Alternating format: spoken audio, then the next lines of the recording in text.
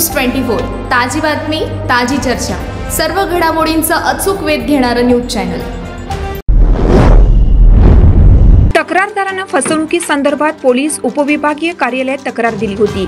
त्याच्या चौकशीवेळी या कार्यालयातील पोलीस कर्मचारी अल्ताफ सय्यद यानं तक्रारदार आणि गैर अर्जदार यांच्यात मध्यस्थी केली। यावेळी सय्यद आणि तक्रारदारांच्या ओळखीचे वकील पवन उपाध्ये यांनी या कामासाठी 40,000 रुपये द्यावे लागतील असं सांगितलं। तक्रारदारानं वकील उपाध्ये यांना खात्यावर ऑनलाईन पैसेही पाठवले।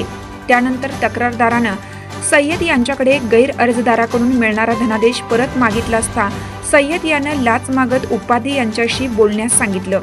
त्यामुळे तक्रारदारानं लाचलुचपत प्रतिबंधक विभागाकडे धाव घेतली होती। या प्रकरणाची शहानिशा केली असता उपाध्ये वकिलांनी सय्यद याच्याकडून धनादेश घेऊन देण्यासाठी 3 लाख रुपये द्यावे लागतील असं सांगितलं, तर त्याला पोलीस सय्यद यानं प्रोत्साहन दिल्याचं निष्पन्न झाले।